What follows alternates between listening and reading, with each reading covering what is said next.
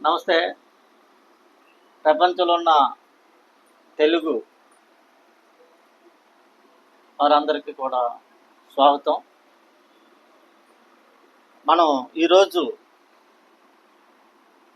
తెలుగు నుంచి ఇంగ్లీష్ నేర్చుకునే విధానంలో మొదటి భాగంలోకి అడుగు పెడుతున్నాం. ఈ తెలుగు నుంచి ఇంగ్లీష్ అన్నది ఇండియన్ ఇంగ్లీష్. అంటే మన తెలుగు మాట్లాడే విధానానికి ఇంగ్లీష్ను వాడే పద్ధతి. అంటే మన పేర్లు ఉంటాయి, మన ఇండియన్ భారతీయ పేర్లు ఉన్నట్లయితే అవి ఆ ఇంగ్లీష్ అక్షరాలు 26 అక్షరాలు ఉన్నాయి కాబట్టి అవి ఎలాగా మన తెలుగు అక్షరాలకి ఎలాగ ఉపయోగించాలో ఇప్పుడు మనం నేర్చుకుంటాం. అయితే ఈ క్లాస్ అన్నది సెల్ ఫోన్ వాడుతున్న సెల్ ఫోన్ వాడుతున్న ప్రతి ఒక్కరికి కూడా మెసేజ్లు పంపిస్తారు. ఈ మెసేజ్లు పంపించేటప్పుడు చాలామంది వాళ్ళ యొక్క భావాన్ని ఆ ఇంగ్లీష్ అక్షరాల్లో పెట్టి పంపిస్తుంటారు, సెండ్ చేస్తారు, టైప్ చేసి. అందులో చాలామంది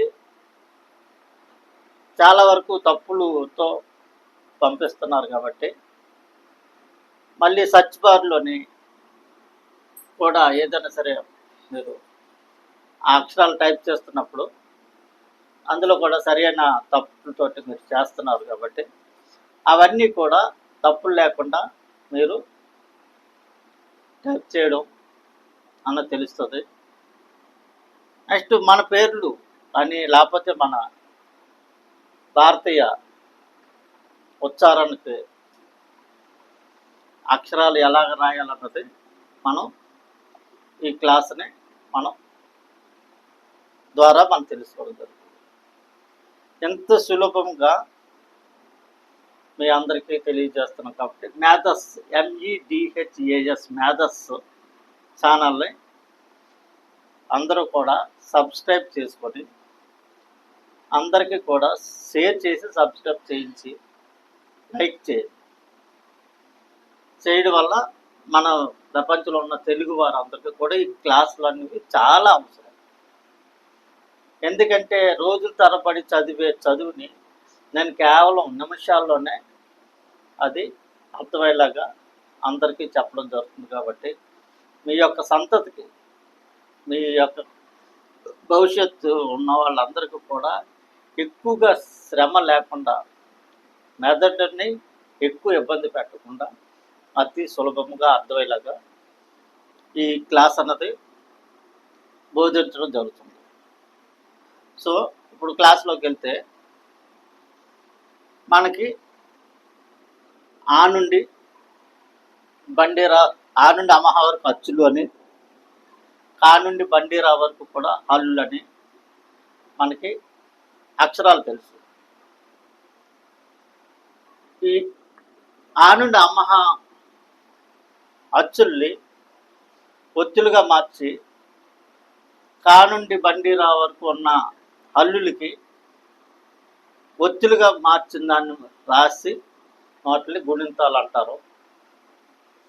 అది వేరే ఒక వీడియోలో చేశాను కాబట్టి మీరు ఆ క్లాసులు కూడా చూస్తే మీకు తెలుగు ఎలాగ రాయడం అన్నది పరిపూర్ణంగా వస్తుంది. సో పరిపూర్ణంగా రాయడం వస్తుంది కాబట్టి ఇప్పుడు మనం ఇంగ్లీష్ని దాని ఆధారంగా తీసుకొని మనం ఇంగ్లీష్ రాయాలి. అయితే ఇంగ్లీషులో ఉన్న 26 అక్షరాల్లో కూడా అచ్చులు హల్లులు అనేవి ఉన్నవి. మన అచ్చులకి ఆ నుండి అమ్మహ వరకు అచ్చులుంటే, కా నుండి బండేరా వరకు హల్లులు అయితే, ఇందులో మధ్యలో ఉన్నాయి ఏ నుండి జడ్ వరకు ఉన్న మధ్యలోని ఈ అక్షరాలని అచ్చుల కింద వాళ్ళు ఉపయోగించారు. అదేమిటంటే ఏ, ఈ, ఐ, ఓ, యు. వీటి అచ్చులకి హల్లుకి ఈ అచ్చు కలపడం వల్ల ఒక అక్షరం తయారవుతుంది. అవి మనకు గుణింతాలు కాక దీర్ఘ క అవి కూడా ఈ అచ్చులు మన తెలుగులో ఎలాగైతే ఏర్పరచుకున్నామో ఇంగ్లీష్లో కూడా ఈ AEIOUని అచ్చుల్ని మిగతా అక్షరాలతో కలిపి అవి పదాలు తయారు చేయడం అనేది జరిగింది. సో ఇవి అందరికీ తెలుసు, కొంతమందికి ఇంగ్లీష్ చదువుకున్న వాళ్ళందరికీ తెలుసు. కానీ అందులోని మరికొద్ది క్షుణ్ణంగా మనం రాయడం మీరు అబ్జర్వ్ చేస్తే దాన్ని ఇంకా మీరు చేసి సెల్ ఫోన్ వాడే వాళ్ళందరూ కూడా పర్ఫెక్ట్గా చేయడం అనేది జరుగుతుంది. సో AEIOU అనే అక్షరాలకి అచ్చులకి సెమీ ఓవల్స్ అని వైని డబ్ల్యూని కూడా సెమీ ఓవల్స్ అంటున్నారు. ఈ సెమీ ఓవల్స్ అంటే ఇటు అచ్చులుగా అక్కడక్కడ ఉపయోగపడుతూ అవి ఒరిజినల్గా అవి హల్లులు కాబట్టి మనం వీటిని ఉపయోగించి మన తెలుగు పదాలు రాముడు, కృష్ణుడు, రాముడు చదువుకుంటున్నాడు అనే అక్షరాలని ఈ అక్షరాలు ఉపయోగించి మనం ఎలాగ ఉపయోగించి రాయాలో ఇప్పుడు తెలుసుకున్నాం. ఈ AEIOUని ఉపయోగించి మనం ముందు అచ్చుల గురించి తెలుసుకున్నాం. మన తెలుగు ఆ అన్న అక్షరానికి ఏ అన్నది ఉపయోగించాలి. అమ్మ అమ్మ అన్నది అక్కడ పదంలో మొదట ఆ కాబట్టి అక్కడ ఏ అనే ఇంగ్లీష్ అక్షరాన్ని పెడితే అక్కడ ఆ అన్నది ఉపయోగించడం జరుగుతుంది. ఆ మనం ఆల్రెడీ తెలుగు భాష నేర్చుకునేటప్పుడు ఆ అన్నది ఎలాగ ఏర్పడుతుందో మనం చెప్పాము. ఆ ప్లస్ ఈ ఆలు రెండు ఆకి ఆ కలిపితే ఆ అనే శబ్దం వస్తుందని చెప్పాను. అందుకని రెండు ఏలు యూజ్ చేసి మనం ఈ ఆని మనం ఉపయోగించడం జరుగుతుంది. ఆ ఈ అనే ప్రదేశంలో ఐ అన్నది వాళ్ళు పెట్టారు. ఈ అనే ప్రదేశంలో ఐ అయితే ఈకి మనం డైరెక్ట్గా ఈ ఉంది కదా అది పెట్టవచ్చు కదా అని మనం అనుకోవచ్చు.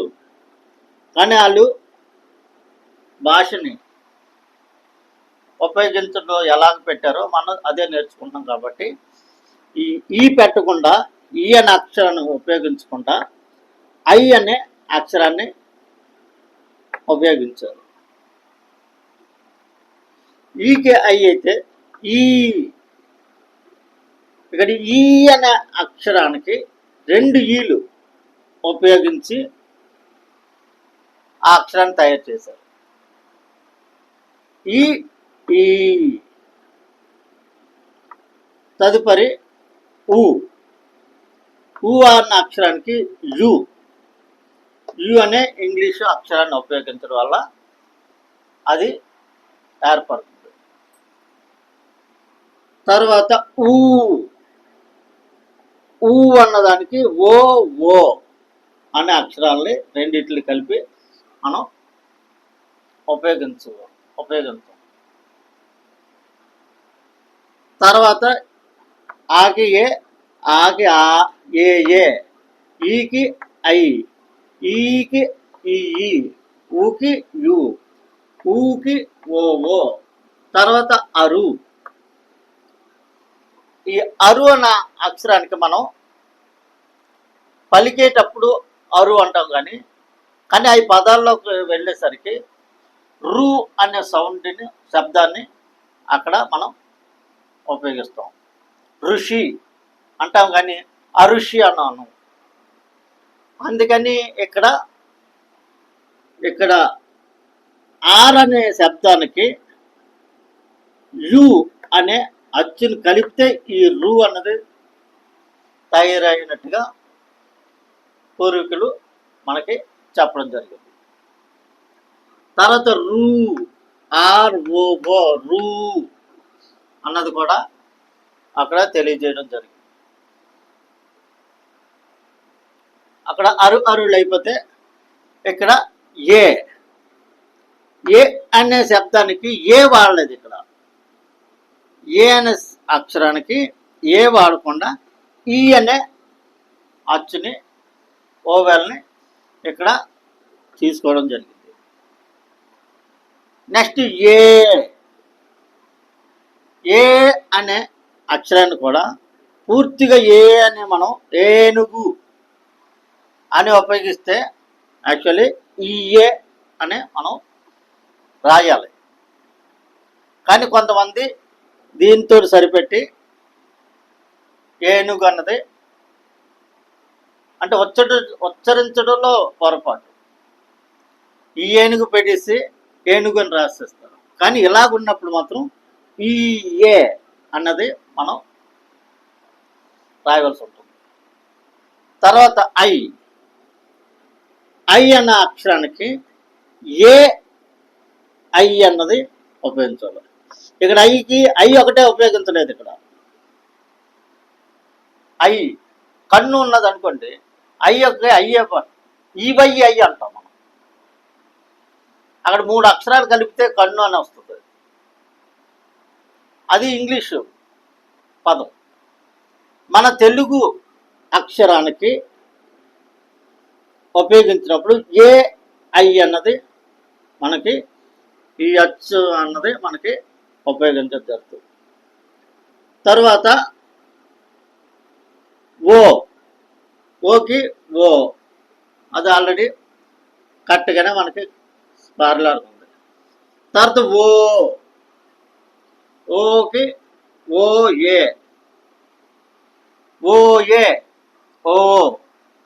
ఇక్కడ ఓయు అనే అక్షరాలని మనం కలపడం వల్ల మనకి అచ్చులుగా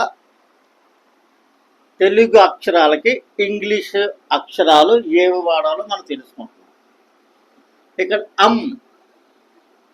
ఆల్రెడీ ఇక్కడ అనే అక్షరానికి ఏ సరిపోయింది. ఇక్కడ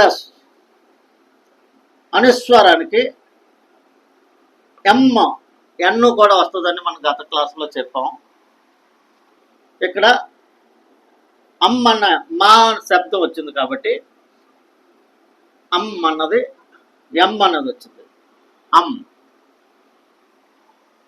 మన తెలుగు అక్షరాలకి ఉపయోగించిన అన్న దానికి అది వేరేగా రాసామనుకోండి ఇంగ్లీష్ పదానికి ఏటవుతుంది. యామ్